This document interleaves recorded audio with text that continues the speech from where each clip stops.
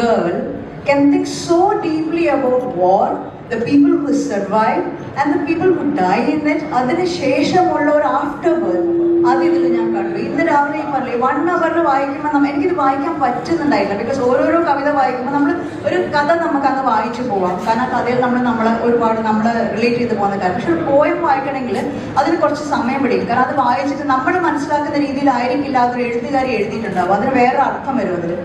അതുകൊണ്ടാണ് ഓരോരോ പോയം വായിക്കുമ്പോൾ നമുക്കൊരു 10-20 മിനിറ്റ് എടുത്തത് വായിച്ച് അതിനെ മനസ്സിലാക്കി. അപ്പൊ അതുകൊണ്ട് ഞാൻ ഓരോരോ കവിതകളായിട്ട് അതിന്റെ ഡെപ്ത് എനിക്ക് പറയാൻ സമയമായിട്ടില്ല. ഞാനത് വായിച്ച് ഞാൻ പിന്നെ അവളെ അറിയിച്ചോളാം. മേ ബി അടുത്ത പോലെ നീ ഒരു ബുക്ക് കൊണ്ടുവരുമ്പോൾ ഞാൻ അതിനെപ്പറ്റി പറയാം. പക്ഷെ എങ്കിലും ഇതിൽ ഫുൾ ആയിട്ട് ഓരോ 71 മ്യൂസസ്, അവൾ ഉദ്ദേശിച്ചത് 71 ഇൻസ്പിറേഷൻസ്, അവളുടെ ചുറ്റുമുള്ള 71 മ്യൂസസ്, 71 കവിതകളാണ് ഈ പുസ്തകത്തിന്. ഒന്നല്ല, അമ്മയെക്കുറിച്ച് എഴുതിയിട്ടുണ്ട്, ഫ്രണ്ടിനെ കുറിച്ച് എഴുതിയിട്ടുണ്ട്, വിട പറയലിനെ കുറിച്ച് എഴുതിയിട്ടുണ്ട്. അങ്ങനെ ഓരോരോ, ഞാൻ ഇംഗ്ലീഷിൽ പറയാൻ ആകൃഷ്ടമാണ് വന്നത്. പക്ഷെ ഞാൻ എപ്പോഴും പറയുന്ന പോലെ വികാരം വരുമ്പോൾ നമുക്ക് അമ്മയെ ഓർമ്മ വരും, മാതൃഭാഷയെ ഓർമ്മ വരും. അവിടെ ഇംഗ്ലീഷൊക്കെ സെക്കൻഡറി ആണ്, അതുകൊണ്ടാണ് മലയാളത്തിൽ സംസാരിക്കുന്നത്. അപ്പം ഇത് ഒരുപാട് ഇതിനെപ്പറ്റി ഞാൻ പറഞ്ഞതിന് അവളുടെ ഇമോഷൻസിനെ നശിപ്പിക്കുന്നില്ല, അവളിൽ നിന്ന് തന്നെ കേൾക്കാം. പക്ഷെ 71 ഇവൻ ഇതിൽ പിൽഗ്രിമേജിനെ പറ്റി അവൾ എഴുതിയിട്ടുണ്ട്. പിൽഗ്രിമേജ് ഒക്കെ നമുക്കൊരു 60 വയസ്സ് കഴിഞ്ഞ ആൾക്കാർ ചിന്തിക്കുന്ന ഒരു കാര്യമാണ്. അവളെങ്ങനെ അതിനെപ്പറ്റി ചിന്തിച്ചെന്ന് എനിക്ക് മനസ്സിലാവുന്നില്ല. അത് ഞാൻ ഒന്നും കൂടി ഇന്ന് വായിച്ചാൽ എനിക്ക് അതിന്റെ ഡെപ്ത് മനസ്സിലാവുള്ളൂ. പക്ഷേ ഷാർജ ഇന്റർനാഷണൽ ബുക്ക് ഫെയർ ഒരുപാട് കുഞ്ഞുങ്ങളെ കൈപിടിച്ചുകൊണ്ട് അതിന് ബെസ്റ്റ് എക്സാമ്പിളാണ് ഇവിടെ ഇരിക്കുന്ന അനൂജ. അപ്പൊ അനൂജയെ പോലെ തന്നെ ജാൻവിയും ഒരുപാട് വളരട്ടെ. ജാൻവി 71 മ്യൂസസ് ഒരു 7001 മ്യൂസസ് ആയി മാറട്ടെ. എന്നിട്ട് ഞാൻ അന്ന് കഴിഞ്ഞ പ്രാവശ്യം പറഞ്ഞിരുന്നു അവളുടെ 30-ാമത്തെയോ 31-ാമത്തെയോ പുസ്തകം അവളുടെ എവിടേക്കും എത്തിക്കുന്നു. അത് തന്നെ ആശംസിക്കുന്നു മോളെ. All the very best to you and God bless you. Thank you so much for making me a part of this wonderful dais. Thank you Seema. ഇനി നമുക്ക് പ്രകാശന ചടങ്ങിലേക്ക് കടക്കാം. ഈ പുസ്തകം പ്രകാശനം ചെയ്യുന്നത് ഷാജി അസീസ്, ഏറ്റുവാങ്ങുന്നത് ഗീതമോ. പ്ലീസ്.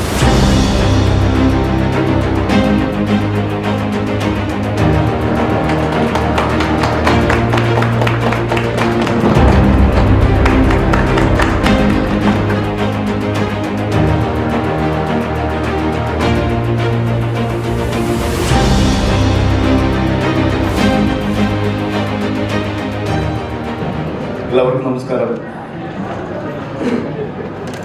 ഷാർജ ബുക്ക് ഫെസ്റ്റിൽ എനിക്ക് തോന്നുന്നു ഞാനൊരു 6-7 തവണ വന്നിട്ടുണ്ട്.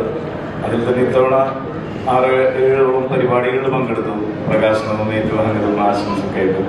ഇപ്പോഴത്തേക്ക് ഏറ്റവും സവിശേഷമായ, ഏറ്റവും സന്തോഷമുള്ള, ഏറ്റവും അഭിമാനമൊക്കെ തോന്നുന്നൊരു പ്രകാശനത്തിലാണ് ഞാനിപ്പോൾ പങ്കെടുക്കുന്നതെന്നാണ് എൻ്റെ ഒരു ഫീൽ. കാരണം എൻ്റെ മകളുടെ പ്രായമുള്ള കുട്ടി, എൻ്റെ മകൾ പ്ലസ് 2 പഠിക്കുമ്പോൾ, അപ്പോൾ പ്ലസ് 1 കാലത്ത് തേർഡ് പുസ്തകം. അപ്പോൾ ഈ ചെറിയ പ്രായത്തിൽ തന്നെ ഇത്രയും പുസ്തകങ്ങൾ, അത് പുസ്തകത്തെ പരിചയപ്പെടുത്തിയ, ഇപ്പോൾ കേട്ട വാക്കുകൾ, മ്യൂസസ്, അങ്ങനെ അത് നമുക്ക് ഇൻസ്പയർ ചെയ്യുന്ന കാര്യങ്ങൾ, അത് നമുക്കൊരു ഇൻസ്പിറേഷൻ ആയിട്ടാണ് എനിക്ക് ഫീൽ ചെയ്തത്. നമ്മളൊക്കെ ആ സമയത്ത് എന്തൊക്കെയോ സ്കൂൾ പഠിക്കുമ്പോഴൊക്കെ കുത്തിക്കുറിക്കലുണ്ടെങ്കിലും അത് പല പരിപാടികളിലേക്കുള്ള ഓട്ടമായിരുന്നു. ഒന്ന് ഞങ്ങളൊക്കെ പഠിക്കുന്ന കാലത്ത് സ്കൂളിൽ എഴുതുന്ന ആളുകൾ എഴുതണം, സ്പോർട്സിന്റെ ആൾ സ്പോർട്സ്, എല്ലാത്തിലൊക്കെ തലയിട്ട് കഴിഞ്ഞാൽ അധ്യാപകർ ഈ പല പരിപാടിക്കും കാണാലോ എന്നുള്ളത്. ഞാനൊക്കെ അങ്ങനെ നടന്നിരുന്നതാണ്. നാടകമാണ് നാടകം, സ്പോർട്സ് ആണെങ്കിൽ സ്പോർട്സ്, എഴുത്താണെങ്കിൽ എഴുത്ത് എന്ന് പറഞ്ഞിട്ടുള്ളൊരു ഓട്ടപ്രദക്ഷിണായിരുന്നു. അപ്പൊ അന്നും നമുക്കൊരു പ്രസിദ്ധീകരിക്കുന്നതിനെ കുറിച്ചോ അത് ഒരാളെ കാണിക്കാൻ പോലും മടിയായിരുന്നു. നമ്മുടേതായ എവിടെയോ എഴുതി വെക്കുന്നു, പിന്നീട് എപ്പോഴോ പോകുന്നു, ഫോട്ടോഗ്രാഫിലൊക്കെ എഴുതുന്നു. അതിനപ്പുറത്തേക്കൊരു ട്രാവൽ കാലത്ത് ഉണ്ടായിരുന്നില്ല. പുതിയ കാലത്ത് പുതിയ സാധ്യതകൾ വരുന്നു, എഴുതുന്നത് പബ്ലിഷ് ചെയ്യപ്പെടുന്ന, വലിയ രീതിയിൽ ആഘോഷിക്കപ്പെടുന്നു. അപ്പൊ ആ സാധ്യതകള് ഈ കൊച്ചുമിടുക്കി കൂടുതൽ അർത്ഥവത്തായ കാര്യങ്ങളിലേക്ക് ഉപയോഗപ്പെടുത്തി നല്ല എഴുത്തുകൾ ഉണ്ടാവട്ടെ, പുസ്തകം വായിക്കപ്പെടട്ടെ, വലിയ എഴുത്തുകാരിയായി മാറട്ടെ എന്ന് ആശംസിക്കുന്നു. നന്ദി. എല്ലാവർക്കും നമസ്കാരം. വളരെ അഭിമാനത്തോടെ, എന്താ വെച്ചാൽ നമ്മുടെ നാടിൻ്റെ തൊട്ടടുത്ത് പയ്യന്നൂരാണ് ഞാൻ ശരിക്കും. അപ്പം നമ്മുടെ നാട്ടിലേക്ക് കുട്ടി വന്ന്, അത് ഇത്ര ചെറിയൊരു കുട്ടി, ആദ്യത്തെ പ്രകാശന വേദിയിൽ ഞാൻ ഉണ്ടായിരുന്നു. 61 കവിതകൾ എല്ലാം കൂടെ 61 കവിതകളുമായിട്ട് വന്ന അന്ന് അവൾ പറഞ്ഞിട്ടുണ്ടായിരുന്നു അടുത്ത വർഷം 71 കഥകളുമായി ഞാൻ വരുന്ന കവിതകളുമായി. കഴിഞ്ഞ വർഷം ആണോ അതിന് മുന്നത്തെ വർഷമാണോ 61 കവിത ഒറ്റയടിക്ക് 71 അതേ മോള് തിരിച്ച് വന്നിരിക്കുന്ന ഈ ഒരു വേദിയിലേക്ക്. പിന്നെ മോളുടെ അമ്മയായിട്ട് ഞാൻ സംസാരിക്കാറുണ്ട് വാട്സാപ്പിൽ. അപ്പം എനിക്ക് മോളെങ്ങനെയാണെന്നുള്ളതിൻ്റെ ഒരു വ്യക്തമായ ഒരു രൂപം മനസ്സിലുണ്ട്. അതായത് ഒരു വ്യക്തമായ ഈ പ്രായത്തിൽ ഒരു എന്താ പറയുക ഉറച്ച നിലപാട് ആ കുട്ടിക്കുണ്ട്. അതായത് ഇന്ന് ചെയ്യുമെന്ന് പറഞ്ഞാൽ അവളത് ചെയ്യും. അപ്പോൾ എല്ലാവിധ ആശംസകളും, ഒരുപാട് ഉയരങ്ങൾ കീഴടക്കേണ്ട കുട്ടിയാണ്. എല്ലാവിധ ആശംസകളും. DYSP ആയിരുന്നു മുൻ തലശ്ശേരി. പ്ലീസ്. അല്പം എത്താൻ വൈകിപ്പോയി.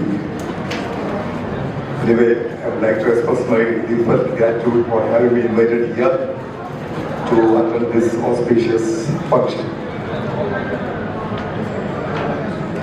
Poetry, കവയിത്രിയുടെ ഗ്രാൻഡ് ഫാദർ ശ്രീ പ്രഭാകരൻ ഞാൻ ഏറെ ബഹുമാനിക്കുന്ന ഒരാൾ.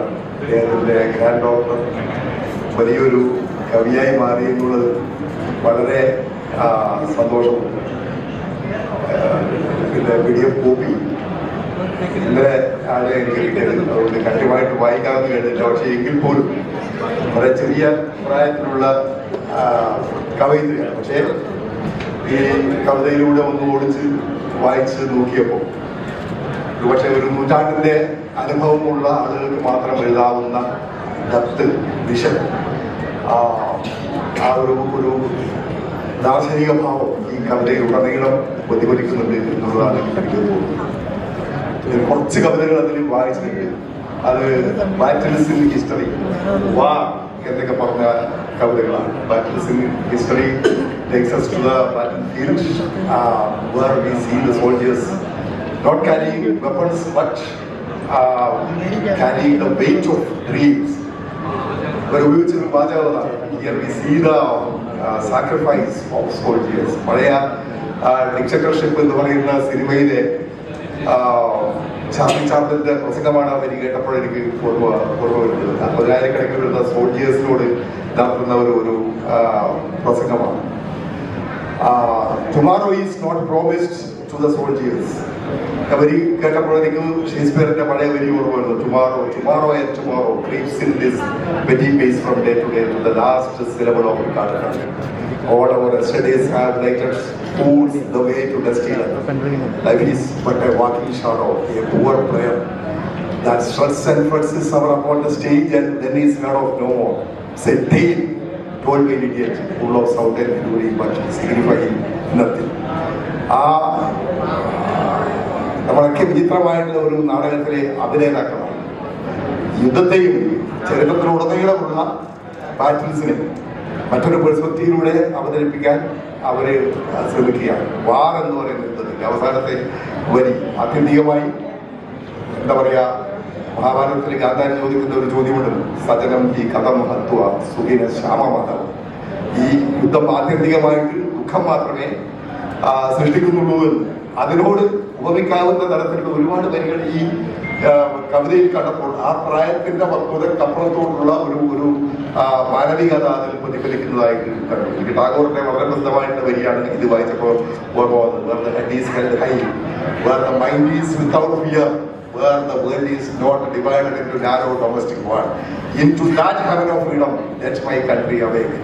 ഇടുങ്ങിയ അതിരുകളാൽ വരമ്പുകളാൽ ലോകം വേർതിരിക്കപ്പെടാത്ത ഒരു സ്വാതന്ത്ര്യത്തിന്റെ സ്വർഗത്തെയാണ് ഈ ചെറിയ കുഞ്ഞു കവി സ്വപ്നം കാണുന്നത്. അത്ഭുതകരമാണ് ആ വീക്ഷണം.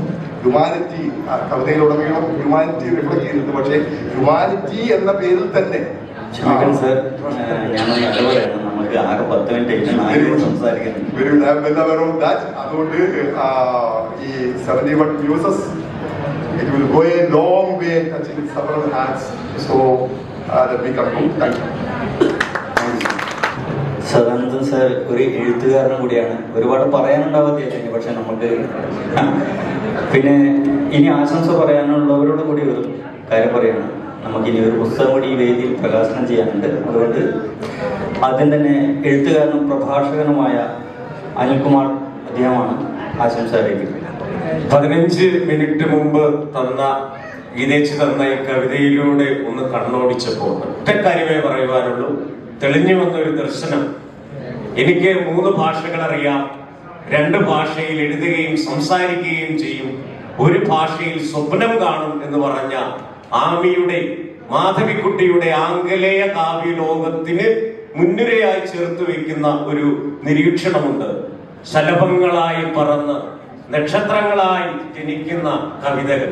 യഥാർത്ഥത്തിൽ ജാഹ്നവി ഇന്നിന്റെ കവിതയല്ല, മൂൺഡ്രീം എന്ന് പറഞ്ഞ ഒറ്റ കവിതയിൽ സത്യത്തെക്കാൾ കൂടുതൽ നുണകൾ അപനിർമ്മിക്കപ്പെട്ടുകൊണ്ടിരിക്കുന്ന ഒരു കാലത്ത് യാഥാർത്ഥ്യവും സ്വപ്നത്തിന്റെ അതിരുകളും വ്യവച്ഛേദിച്ച് കഴിയുന്ന ഒരു ലോകത്തെ വിഭാവനം ചെയ്യുന്ന ഈ കവിമനസ് വാക്കിന്റെ വിശുദ്ധിയിൽ നിന്നുകൊണ്ട് ഹൃദയം തൊട്ട് പറയുന്നു, ജാഹ്നവി വരുംകാലത്തിന്റെ കവിയാണ്. ഹൃദയാഭിവാദ്യങ്ങൾ.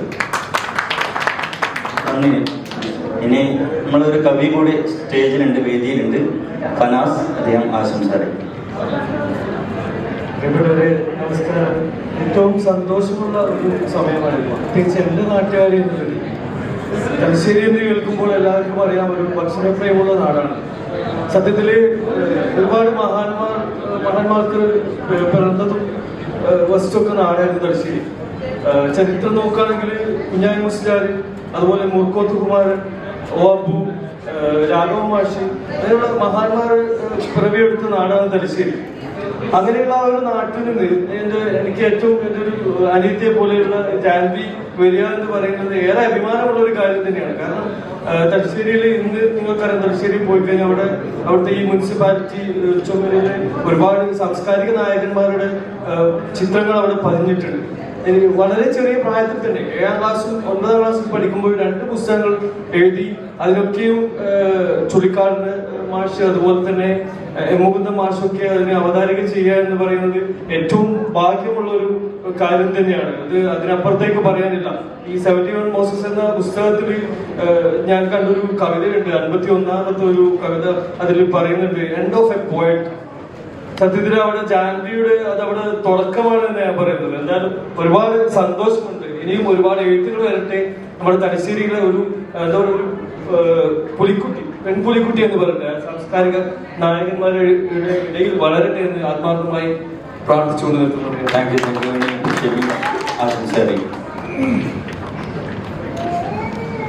നക്ഷത്രം എന്നോട് ചോദിച്ചു, ഞാൻ തന്നൊരക്ഷരം നീ എന്ത് ചെയ്തു? ആ വാക്കിനാൽ എത്ര വിളക്ക് കൊളുത്തി നീ. മൗസൂദ് സാറിന്റെ വരികളാണ്. ശരിക്കും ജാൻവിയുടെ കവിതയിലൂടെ കടന്നുപോയപ്പോൾ ഒരുപാട് വിളക്കുകൾ തെളിക്കാനുള്ള ഒരു ജ്വാല ആ മനസ്സിലുണ്ട് എന്ന് തീർച്ചയായിട്ടും ബോധ്യപ്പെട്ടിട്ടുണ്ട്. ജാൻവിക്ക് എല്ലാവിധ ആശംസകളും.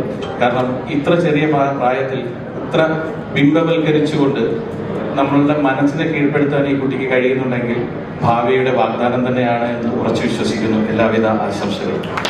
നന്ദി. ഒരു പുസ്തകത്തെ സംബന്ധിച്ചിടത്തോളം ഏറ്റവും കൂടുതൽ പറയാനുണ്ടാവുക എഴുത്തുകാരൻ അല്ലെങ്കിൽ എഴുത്തുകാരിക്കാണ്. അപ്പോൾ ജാൻവിയെ ക്ഷണിക്കാം. Hello everyone. As you all know, this is like my 3rd book. It feels truly special to stand here today at the Sharjah International Book Fair. 71 Muses is not just a collection of poems. It's actually a piece of my heart, all spread out to you. I would like to express my heartfelt thanks to everyone who took their time out of their schedule. I know everyone was busy and they all showed up. I'm so happy to see you all here.